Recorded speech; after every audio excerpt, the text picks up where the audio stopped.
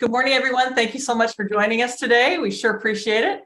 My name is Donna Miller, and I'm the CEO and co-founder of Purse Power. Purse Power is working to help women use their massive purchasing power to drive positive change. We believe that if women, who make 80% of all purchasing decisions, would choose to buy from the companies that actively promote women, and if we could create a funding stream for battered women's shelters in the process, that we could shatter glass ceilings and change lives. So that's what Purse Power is trying to do. We do tape these shows every Friday, and we've got them up on our website at pursepower.com/coronavirus, or you can look under the Let's Share the Journey tab, and we have about 70 episodes now. We are partnering with the Tom Lobe Innovation Hub at OU, also known as iHub, and Diana Barnes and I are going to be sharing responsibility for hosting the program. I'm so excited to have Annette here today. She's an old friend, and she's the founding partner with Future Point of View. She's going to share her insights on digital wellness and leading in the new hybrid environment. And I think her program is going to be excellent. We're going to learn a lot. Let's see here. Anything else we need to know? Okay, so let me go ahead and introduce Annette. So hello, I'm glad to be here. Thank you. Glad to have you here. Appreciate it. Okay, so Annette is a sought-after consultant and executive coach in all facets of organizational culture and leadership development. Her professional focus and expertise is in executive coaching, team building and communication, leadership development, strategic planning, and visioning and critical thinking.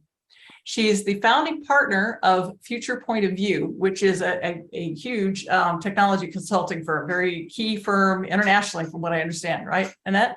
Yes, that's correct. That is amazing. So you run the operational activities of the organization and provide day-to-day leadership. She's also the owner of the Executive Women's Board and is the Oklahoma chair for the Women Presidents Organization. She also serves as a partner in Executive Development Associates as a senior leadership development consultant and operational executive. She was also the first franchise owner of EWF International and built a solid peer advisory business. Her franchise was featured in Entrepreneur Magazine. So congratulations on that. I want to get a hold of that article. Yeah, it was amazing. All right, congratulations. Okay, well, so first of all, we want to learn about you. Could you tell us a little bit about your life journey, your background, and how you arrived at this place in your life and career? Oh gosh, I guess the abridged version is I went to the University of Oklahoma and I studied public relations. And it's a generalized degree. I did a lot of work within business development and marketing and different aspects for professional services for architects and engineers in the beginning. Then went into economic development, which I loved, and I was able to help create the first venture funding group out of Oklahoma. It was an angel investing group, and then did a lot with kind of technology innovation in Oklahoma. Did the first technology conference that our state had. Didn't really know what I was doing, but that was just kind of fun, getting into creating knowledge-based jobs for Oklahoma is really where that started. Then went out on my own and started a consulting company and did a lot of outsourced. I always said I wanted to be engaged but not get married. So I did a lot of outsourced marketing and helped them with business plans.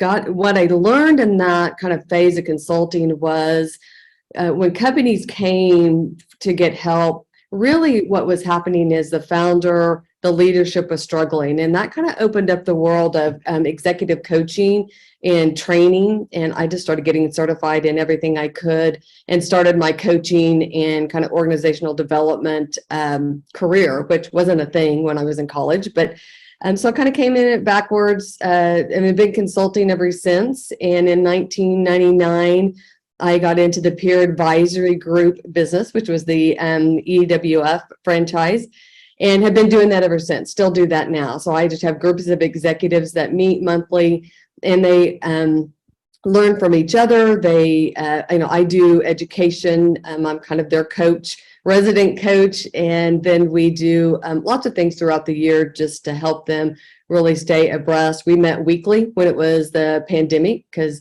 nobody really knew what was going on. We were trying to figure out how to get teams virtual. How do you lead virtual?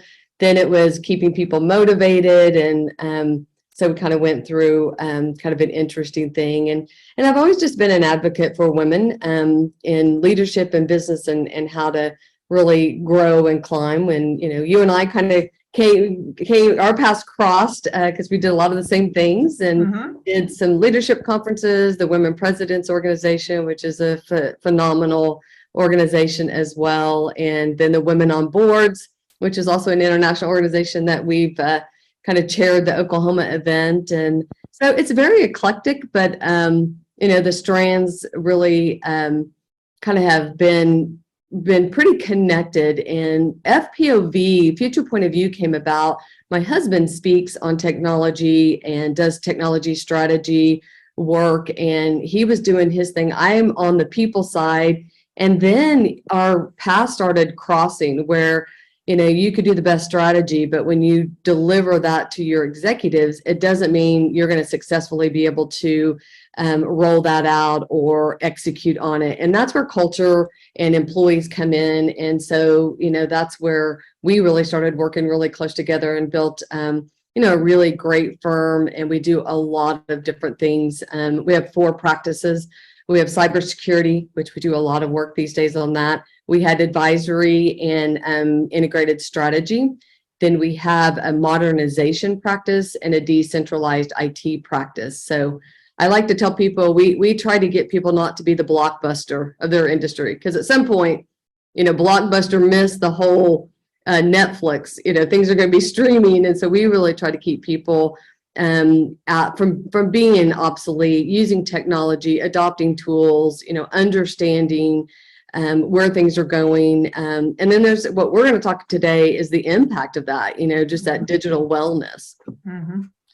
So let's start there. Okay, when you said the term digital wellness, I thought, what does that mean? What does that mean? And why is it important?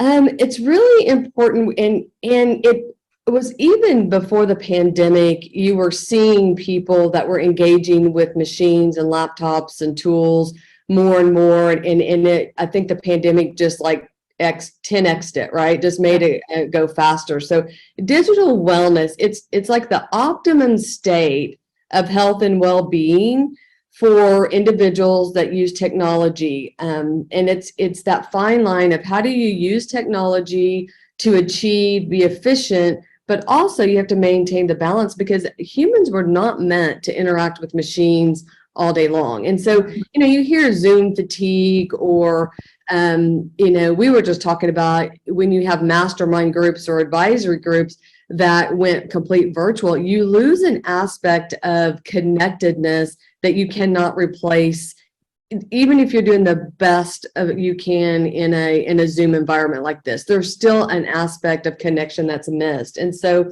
it's trying to really balance that and figure out a healthy balance to do that. And I remember the day when we started getting technology tools and we were going to be paperless, and it was going to save us all this time, and we were going to get all this time back into our personal lives. But really what happens is organizations just move the expectation of productivity higher. So the more efficient and productive you get, the needle just keeps moving, which now, to find somebody that knows how to disconnect and go on vacation without using, staying on their tools and phones is very rare. It's very rare. Yeah, the term that was coming to my mind was that digital leash idea. I've heard people talk about we're constantly connected to it. Okay, so do you think that technology is helping us have more meaningful lives and careers, or is it hurting us? I definitely, I'm an optimist, so I definitely think that there's a lot of great things about technology. So, in business wise, the analytics, the visibility we have into customer bases, the way we can connect with people, you and I know just through a couple of organizations, the international impact you can have, that's all because of technology.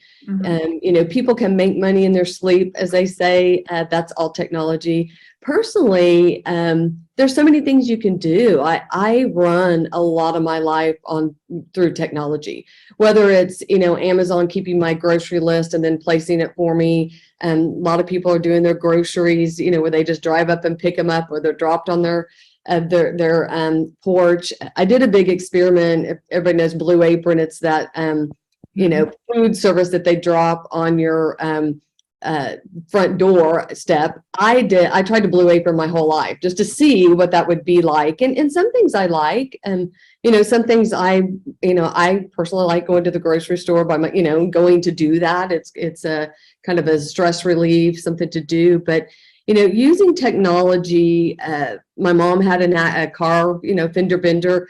Within 15 minutes, we had everything filed, pictures done. It was done. And then a week later, they just called and said, we're ready for your car. So I think it's helping us. Is there a negativity that comes from that? Absolutely. Yes, you have cyber issues. I just read about a bank in particular that has all their customers or bank cards have been compromised. They've had a lot of, incidents. Is it frustrating when you get in the loop of trying to complete something and you have no control of it because it's through a technology process? Yes. We've all called, into a company and get the answering service and system or the online chat. So it's both. We teach a concept called humology, which is human and technology, and companies and people in their personal lives need to know where on that scale do you use more human than technology or more technology than human. So if you think of a toll booth, in the beginning, you would drive up to a toll booth. There was a person in the middle of nowhere in a toll booth taking your money. And then, they added where you could go through a person, but you could also go through and put change in. And then they did the toll passes, where you could put the change in, you could go to a human, or you'd have a toll pass. And then they completely did away with people, and you had toll pass or change.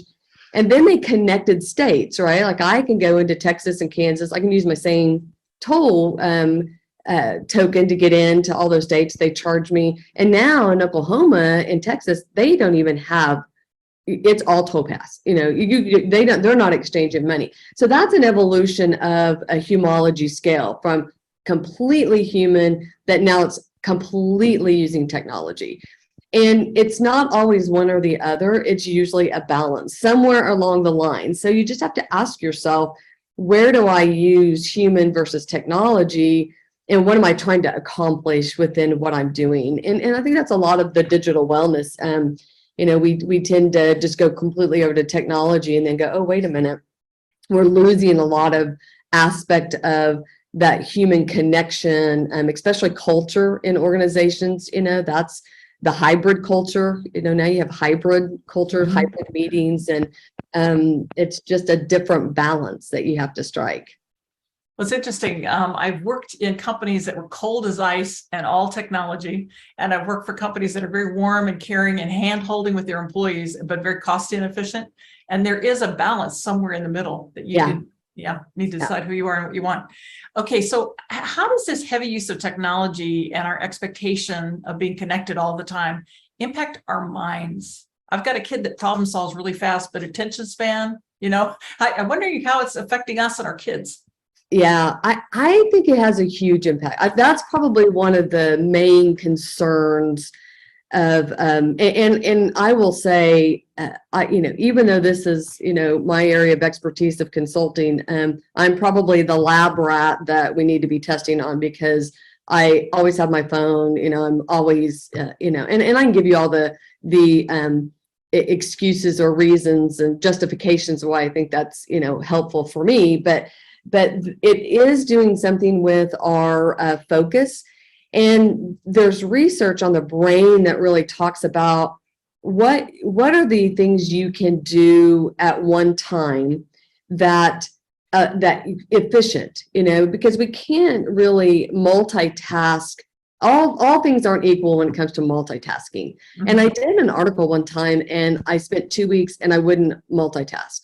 I wouldn't listen to music and drive. I wouldn't cook and do something, watch TV. I mean, literally, it was I was trying to do one thing at a time. And then the first thing that was interesting to me was how much my brain multitasked, like at a bunch of different levels. Mm-hmm. And it became very clear why I could get in my car and start driving and then forget where I'm going. I was like, I completely clear on why that happens. But so I think, there's something that happens with us really being present to moments. And that could be with our family, that could be with, like a blank space to try to create something new. It could be just executing. It could be, the people that are on with us today, are they really sitting and listening, or are they doing email and, scrolling through social media? Because it does take part of your brain to go. And our brains were not made to function that way. That's why, and if you watch the drug market, I think you really start linking what's going on, because the thing you see everywhere is energy, brain fog, and memory loss. Like almost everything you see, people are starting all those initiatives. Well, I don't think just randomly, all of a sudden we have some, thing that's attacking our bodies. It's the way we're using our bodies and our brains that it was not made to do that. Our frontal lobes, I think there's a book out there, Frontal Lobe and Fatigue, and they really talk about what happens, especially with young people that kind of grow up with their outboard brain in their phones in their hands. A lot of great things from it, but I think you get addicted. There's an addiction that happens, and digital wellness is all about, the biggest issue with digital wellness is self-inflicted interruptions. And that is, I have to check my phone every 5 minutes, I've got my watch on and I'm getting alerts, so I got to look at my watch all the time. All of that, which is going back and forth from different parts of your brain, impacts our health, but the well-being, like us feeling content and that we're focused and we're in control, it affects all levels of that part of our bodies and brains. Wow. Well, it's interesting with the work from home and hybrid environment and all of that, kind of this is here to stay. But I think that loss of the demarcation between work and home is also a factor in all of this. How about you? Yeah, it is. It's the same boundary. So in digital wellness, boundaries are the key. And it can be, I do things where I don't have watch or phone close to me if I'm really trying to be present. If I'm out at dinner with my family, and I try to just, because what happens when there's quiet or silence, we don't sit in it, we scroll or we do something. And so you have to have boundaries, and those are different for everybody. Some people can I have friends that are completely off social media because they cannot have a healthy boundary. So they are just completely off social media. It's the same thing, that driving and texting, are people doing that to be efficient, or is it because their brain needs the next hit? And so I think you have to create the boundaries, and those are personal to where, what is your hang up? What is your addiction? What do you go to?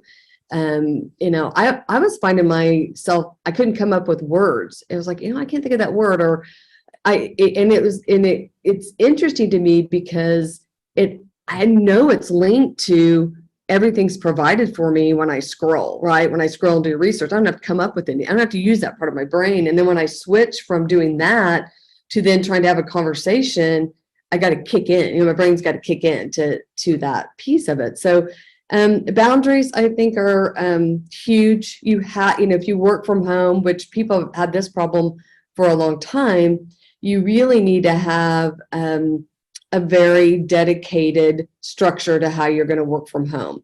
It starts with where that is, because if you're in the center of your home, then you're in the center of, interruptions. We have self-inflicted ones, and then you have the ones of just everybody's walking through maybe that room you're in. So you really have to look at that and how you set up. We have an open collaborative office now, which was hard for me in the beginning, but I use the space in our office, all the different types of spaces we have, for the different kinds of work that I do. So, if I'm doing some light work that, doesn't take a lot of brain, I'll be out in the middle with, where everybody is. If I really need to be reading and editing or doing something, I go into our podcast room. It's small, no, one window. So I'm starting to use different environments that feed the kind of focus I need. So you just really have to think about the boundaries, the environment you're in, and how you work best. I work best early, starting early. And so, making sure that you kind of have structured your day that way. Yeah, that makes perfect sense. It's interesting because I think my most productive time is actually 3 a.m. And I've thought about, is there some way that I could go to sleep early and wake up at 3 a.m.? All right. So, how do we go from being overwhelmed with all the tools, the applications, the virtual connections to this more balanced state? And you've talked a little bit about that, but please say some more. And then guys, if you have questions or comments you want to make in the chat, please do that. Okay, go ahead. Well, there's different aspects of digital wellness. Obviously, there's productivity. So what can you put in? Is there automation that you can put in that really helps you be more effective? That creates you not having to do things twice, or like what can you do? How can you use technology to help you instead of when you use technology to help you? So let's say a report would take you 3 hours, and you have found something that takes you an hour and a half.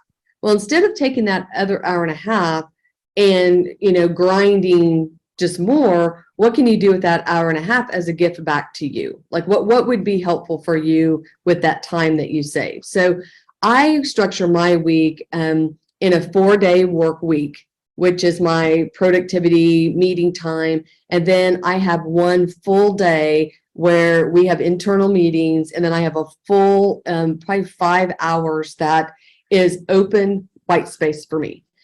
And again, I could be knocking stuff off my list. I could be getting ahead for the next week, but all that does is keep the car running. It's not like you're stopped for servicing, turning it off so it doesn't overheat, or saving tread on your tire, like you're just keep on going. And at some point that catches up to you. So I structure your week with, however that works for you. The other thing that I'm finding is with the hybrid, people are getting the benefits of working from home, right? And sometimes it's 2 days a week, sometimes it's fully remote. But what people do, and I think this is probably a whole different conversation, but it kind of stems from our self-limiting beliefs about ourselves. Like if I can work from home on Fridays, let's say, and I see a couple people go in the office out of some self-limitation of me personally, whether it's I need to be seen or they don't know I'm working. So if I'm in the office, then I'm perceived as working. I may start going into the office for a fabricated idea that, I'm fulfilling this, I'm being seen, and so I'm valuable. But then I'm giving up, a part of wellness where I can have a little bit more balance. Maybe I'm saving commute time. Maybe I'm able to pick up things with my kids. Like I just have more of a balance. I can work out and not have to worry about being someplace. So I think you have to really watch your behavior and why you're doing things above and beyond what maybe that hybrid structure is for you. I think there's things around there. So there's productivity pieces, environment's huge, which we've talked a little bit on, boundaries, communication. Being able to, especially if you're remote, the visibility, it's just communication.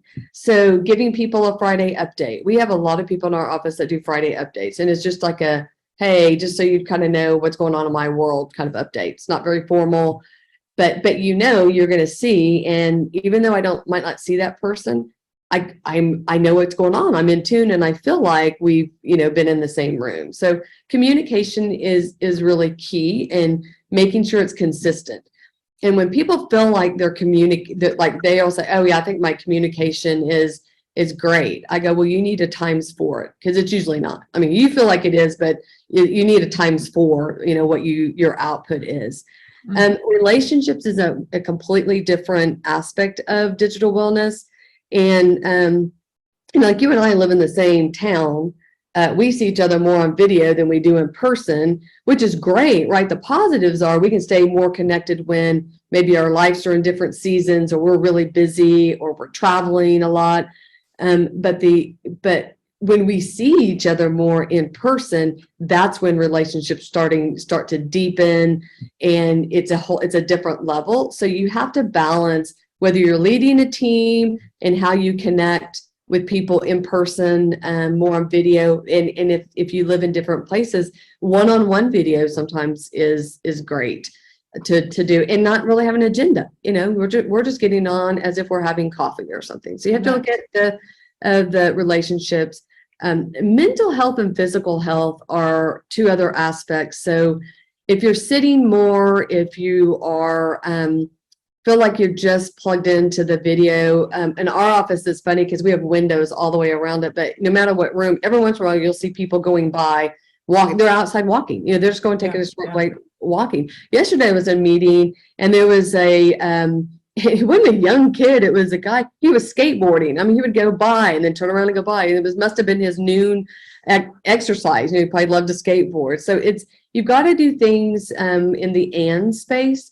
So if it's going for a walk at noon, or walking around your building, or going up and down stairs, whatever it is, like, you've got to do something physically and change your state. There's something great about changing your state, and that is get up from the machine, get, away from whatever environment you are in, and walk out, change your state, do something. That's why I think that lunch hour we had and breaks are so important, because people kind of just realign to something, get some energy.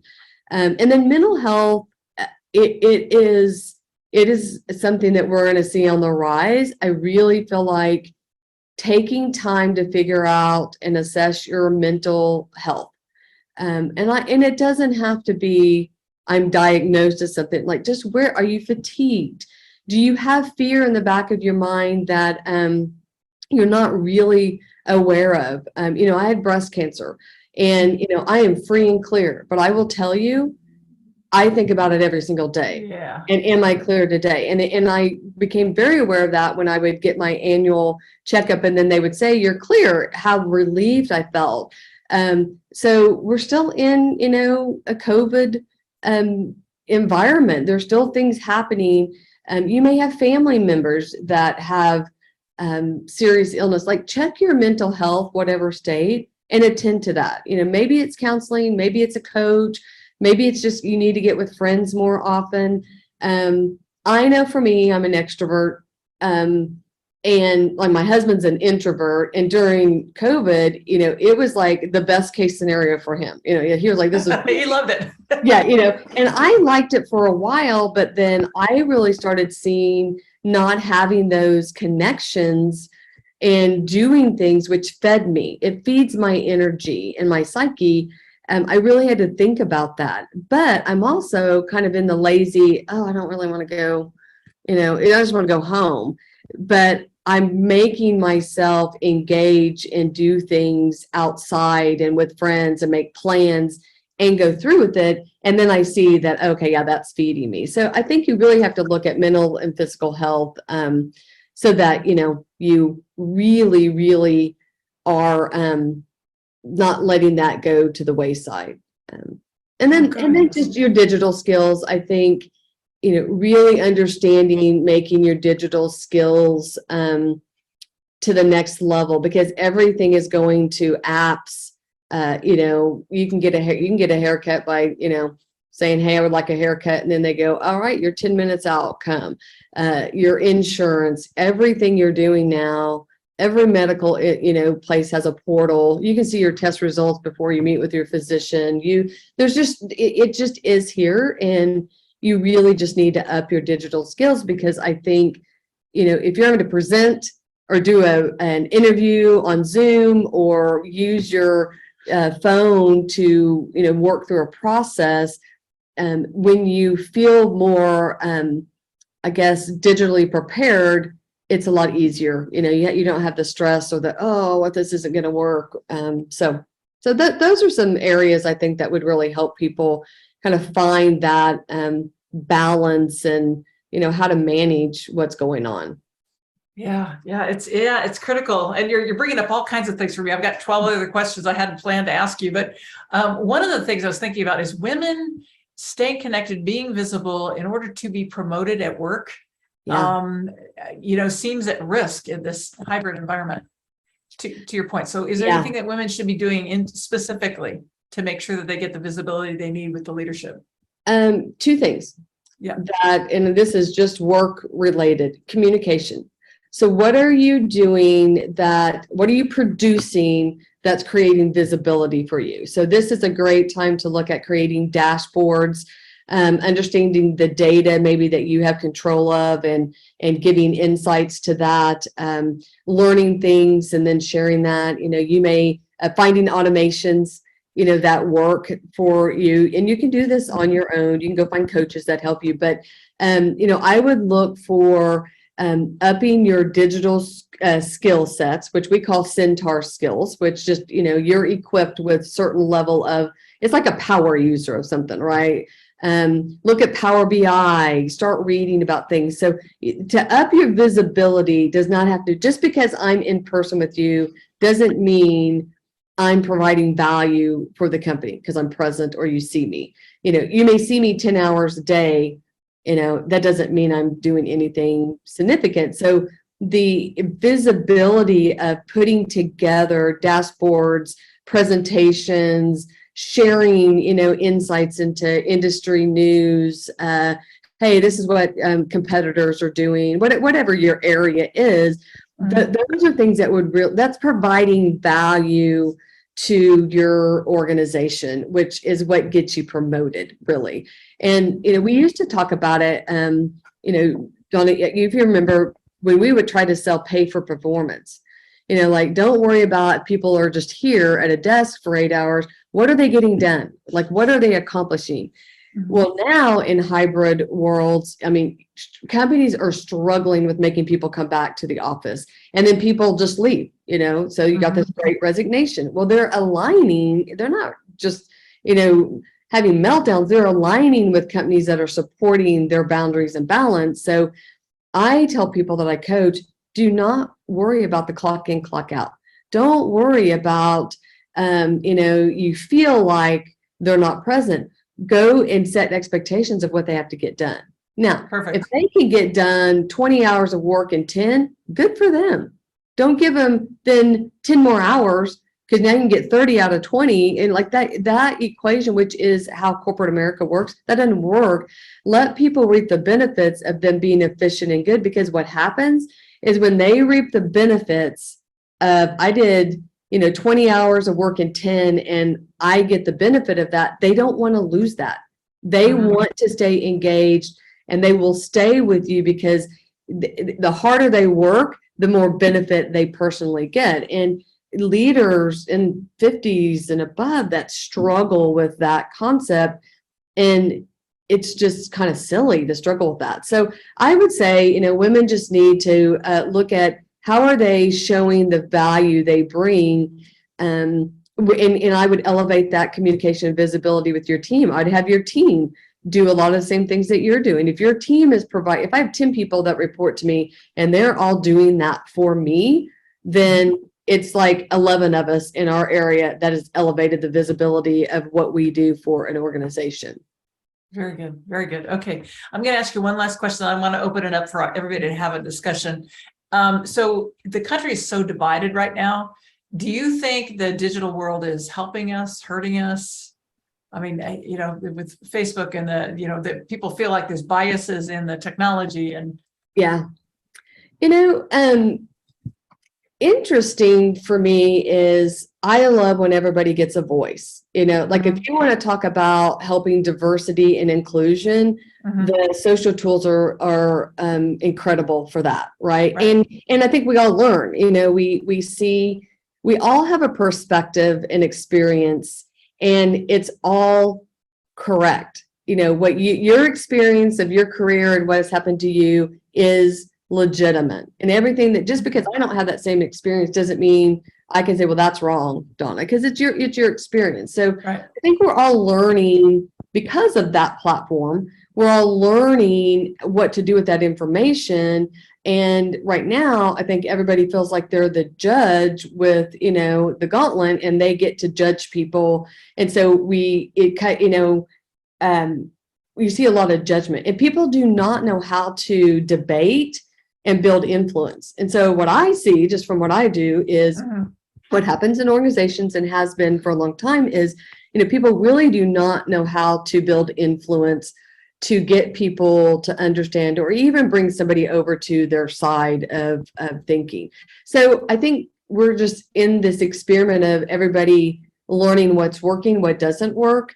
The thing that I don't understand is if, Susie from Illinois that I don't even know happens to show up in a friend of mine's, social post, and then I spend 2 hours debating with Susie, and like, what does that equal? I win, so I feel better about myself, or Susie's like, Annette, you're brilliant. I wish I would have known. I mean, like I don't think people look at what their effort equals, and then let me make a decision on where I put my effort. So, I think that's very fascinating to me to watch what's going on in social and the arguments and how people can learn. There's a whole thing about what's credible information, which I think people are going to come back to, going back to what's credible. So I think we're going to see the news outlets go back to what they were to deem themselves credible. And, it's like streaming, everybody very rarely has cable, right? They have Netflix and Peacock, and they have all these streaming. And I saw a comedian go, someday somebody's going to take all those streaming services and bundle them and, roll out a cable company. Like we're going to go back to resetting because, we think all of that helps us, but sometimes it doesn't. So the other thing you can go read about, which is fascinating to me, is about the war in Ukraine. So it's the first time that we have had a hybrid war where, yes, there's the war as we know it, where the military has their strategy, and then you have a whole social aspect. So you have people on social that are helping people within Ukraine know where things are so that they can help defend themselves. You have people from the US making posts that give Ukrainians the truth of what's going on, because we know you're not getting the truth, or the people in Russia. So that it's fascinating. You go read about the hybrid war. I think it's fascinating. There's a lot of great things about that, but then there's also, people use that information for evil too. Yeah. Yeah. Wow. Yeah, that's just fascinating. All right, everybody, please put your mics back on, put your face back on the camera. Let's have a conversation. What questions or comments do you have about the discussion so far? Yeah. Hopefully people will join us here. Okay. Comments. Case you're a world traveler, you go all over the place. Do you have any insights? What are you seeing outside of the U.S.? I had a few different things I could say. So you can let other people ask questions. But definitely, I think. Thank you, Annette. That was really interesting, and there's really so much going on. And internationally, I was just thinking, as you're just at the end there when you're talking about Ukraine, I was thinking about the countries that turn off the internet, or they block it during any uprisings and things like that. And it's quite, I don't think Americans don't realize that, because that's something we think would absolutely never happen here. And that, that's what we hope. But in a lot of countries, if the government thinks that people are talking too much about things they don't like them talking about, they just block the internet, they shut it down. And so here are all these advances that we want to have to help people have more freedom and so on. There's still, the oversight in so many places that can stop them. Yeah, we're very fortunate in some ways. I mean, I don't know if it's changing here. Do you see it as changing here? I think it'd be difficult because we have people like Elon who put his own satellites up into the sky and created an internet run by by an individual. That's what I was going to say, is that, like, isn't that interesting? The country can shut off the internet, and then you have somebody that just puts satellites up and says, okay, well, here. Yeah. So that's I think the technology actually is going to help us more when it comes to things like freedom. But I think that, we have Elon, but there's other Elons in other countries, I think, that will eventually be able to do that kind of thing, to sort of force the freedom on the government, because the government simply will not be able to stop it.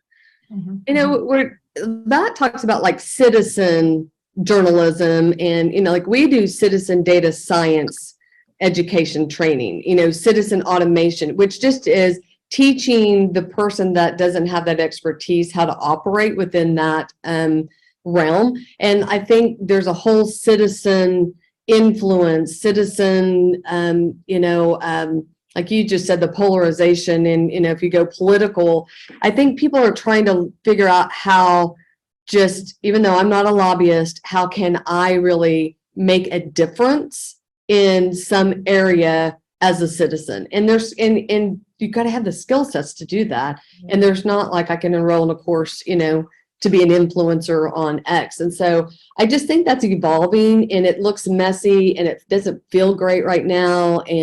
But we're going to get better and better. I mean, we will get better and better.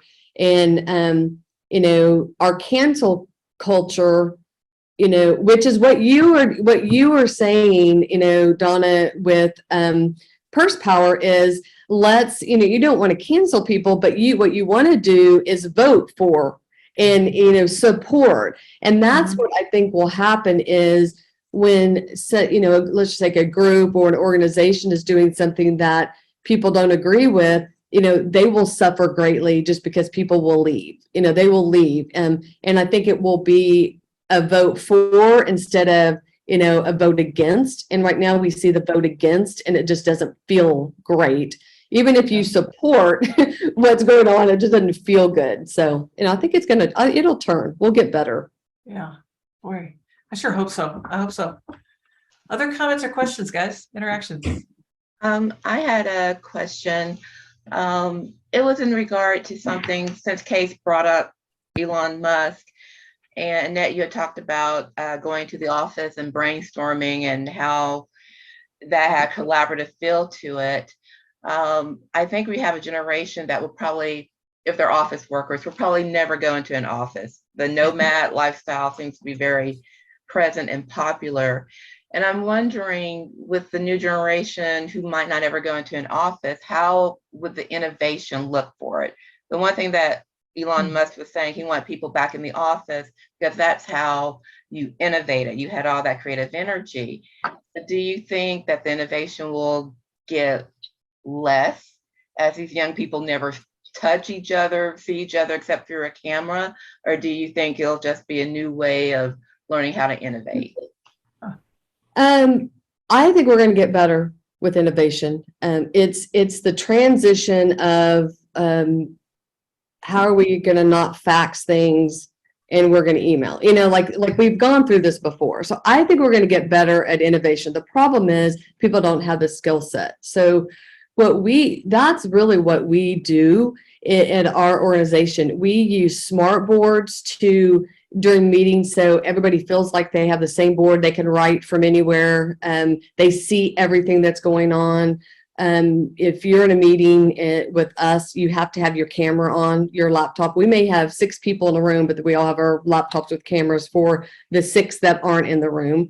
So they might be able to see the room view, but they're also seeing me just like this, which helps. You know, we have a tool, and I know there's other tools out there. It's more like a landing page, if you will, and we call it immersive. And we're able to load tools in, and it's all for collaboration innovation. So one of them is called Padlet. So anybody can go out, it's free, and get Padlet. Miro boards, MIRO, is another one, and it's kind of like mind mapping, and you can use that. We have just a way to have a Word document where people can just put all their ideas in a document. And so that at the end of the day, instead of it living in chat and you don't really have a document or an archive or something that you can send out. So we're using a lot of that too. We use Slido. Slido is a way to pulse people to send out. Like right now, if I was running Slido on your phones, you would have been getting questions like, how many of you totally work virtually? You know, what is your biggest issue? And then that can feed where we take the conversation. And then when you leave, you're going to feel like, wow, that was great. Like I was really in tune, instead of sitting in on our agenda that may have nothing to do with what you're interested in. So, we are seeing great strides. There's a business case for virtual reality. So you're going to, and we are already playing with everybody with their Oculus headsets, having virtual meetings to where, we're 3D. Some of us get really nauseous. Tolerance for that. But, I think we're going to get better and better at the tools we use that enable that innovation. Because right now I feel like, and we all learn and take in information differently, right? So you have to kind of appeal to that as well. You really have to kind of appeal to if somebody needs hands-on, if somebody needs to read something before, and so we're just if you guys remember when we had 4 generations in the workplace, we did all kinds of training so you'd understand the 4 generations. We are now going to be doing, we don't have that. Like that's not really issues anymore. So now the generational things that we'll be speaking to is technology skill levels and power users and AI and data. Like we're going to be having to do the generational work on where did you educate yourself and what are your actual hands-on experience versus where everything is now in the market. And by the way, what's out 10 years. So I think we're going to get better and better at being innovative. There's a tool called DALL-E. You guys should all go look at it. So this is a great example. So DALL-E is a tool where I can say, I need a graphic or a picture of a monkey juggling inside an airport with Starbucks in the background. And it will actually create that graphic for me. So wow. Now, can I be more creative and innovative if I say, okay, everybody log into DALL-E and I want you to create a picture that tells you where we're strong in our culture. Bam, you get all these pictures, right? So you can use these tools, but again, if you're like, I could barely click the Zoom link and find it to get on this call, that might be a really difficult meeting for some people, right? To be comfortable enough to go, oh yeah, let me just go to that and play around with it. And so that's what I'm saying, upping your skills. But there's so many really cool tools that help with communication, visibility, transparency, innovation. So I think we're just going to get better and better. We show up to meetings now, like our team meetings, and it's really, really cool to watch because people like their backgrounds. People have recorded videos of things, and it's very subtle, or they're posting things that they found in DALL-E. And so our meetings are really fun and creative because people are using the tools which spark people's different part of people's brains. We're not like, next on the agenda, we're going to talk about biz dev and do that. And we do asynchronous meetings, which is a meeting, but it's not scheduled where you have to deal with time zone. It's like 4:00 on Thursday. I'm going to post in Teams the update, and then everybody by 8:00 Friday morning has to respond. And we meet that way. And that, it saves time. Younger generations, they have the laptop stickers that say, once again, I'm in a meeting that could have been handled by an email. So it's really learning those things. So, but you have to get into that river and learn and understand, or you're intimidated or not comfortable and you don't know how to give your ideas because I have to verbally say them or type them in a chat, and that, so. Gosh almighty. Yeah, go ahead. Yeah, Elaine Purvis. I've been with a company for 8 years where I was the only employee in Oklahoma. The corporate office was in Leawood, and we had medical centers all over the country. So, it was interesting, kind of always feeling like, even though I was on the executive team and at one point was COO, it was like I was so detached from everyone physically that I felt compelled to travel pretty much 90% of the time, which is not a fun thing, even though it sounds like it should be, it's not. So the positive to me out of COVID has been that, we pretty much changed and realized all these people don't need to be traveling. So I have people in all over the country, and I had a corporate team that was in Leawood. And you're right, it's getting used to the tools and getting comfortable with it, which is, for us older generation, is a little more of a learning curve. But I tell you what, I do see the benefits of it. And the funny part about it, when I would go back to Leawood, I'd say, well, once a month I'll go in because we'll have our big meetings. And it's one of the things I wanted to say is, how do you connect? Is that you do maybe come up with, okay, at every interval, maybe it's quarterly, you're going to bring folks together and they do get the face-to-face. But I would crack up because I'd go into the office where I used to feel like, oh my gosh, if I'm not in the meeting, physically, and everybody would be sitting at their desk in different parts of the building, going through Teams in the meeting. And I was like, well, what the hell am I up here for? So I started to not travel as much even after COVID was done, because we all trained ourselves to figure out, whereas it was a time where sometimes I might have been the only person calling into a call and they'd forget to dial me in. Yes. Yeah. To the point now where it was like, okay, all of us are in the building talking through this screen, and it's so funny. But, I do think that innovation really can happen, and you take the lead from the younger folks who that's how they do it. They don't really want to even get on the phone. They want to, do texting. They're, and the shared documents and, being prepared and getting people the information they need so that they can be able to exchange ideas through these different mechanisms, I actually think is a real plus in the long run. And one thing to do is whatever meetings you have, your team meetings, department meetings, whatever they are, use the tools. Everybody will be clunky, but we use Teams sometimes, we use Zoom sometimes, but we'll do the smart board and two people may be great on it, or we'll go, okay, in the link, we're going to use Miro board today. Just use those tools. Where it's low, that is the low bar of having to be successful with them, and just see what sticks and what your team likes, but at least you're exposing them. And they're clicking on a link, they're, posting the notes on it. Do Slido. Slido is super easy to use, but just, pick one and kind of roll through that. The other thing that is great is micro learning, and that is just small pockets of learning. It can be a video on iPhone that the young people in your office are willing to do on, hey, look, here's how I work with Slido. Here's how I, do X.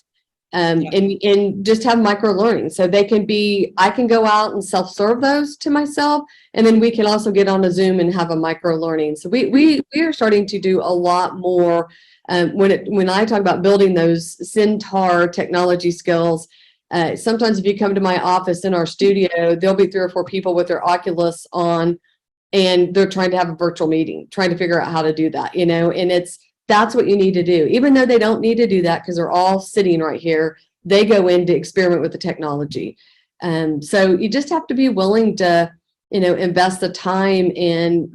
It's fun. It also helps culture. It brings, we have a lot of fun with, and if I can do these things, I'm telling you, a monkey can do them. I mean, literally, if I can learn the level of technology skills and how to do things, most people can. It's like speaking a foreign language. If you don't do it every day and you show up and you're like, oh, I'm a little rusty, it's just like you've got to just get in the groove and just make yourself do it. Isn't it?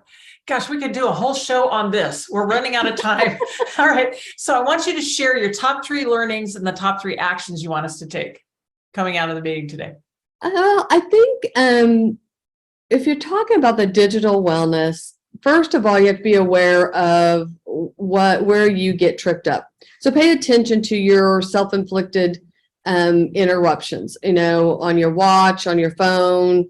Do you just live in email all day, or do you I schedule when I'm in my email so that I don't just get in the black hole. So I would really look for your personal awareness of what trips you up. And where you don't have boundaries. Do you go on vacation, but then you're working? Have you ever said, I will not be available for X amount of time? Whatever that is. So become for that. Do the same awareness around mental health, just to make sure Like, what is it that you unconsciously worry about holding on to that creates your shoulders to be up here, and then somebody they go down here like, oh gosh, I must have been tense, and then start setting those boundaries.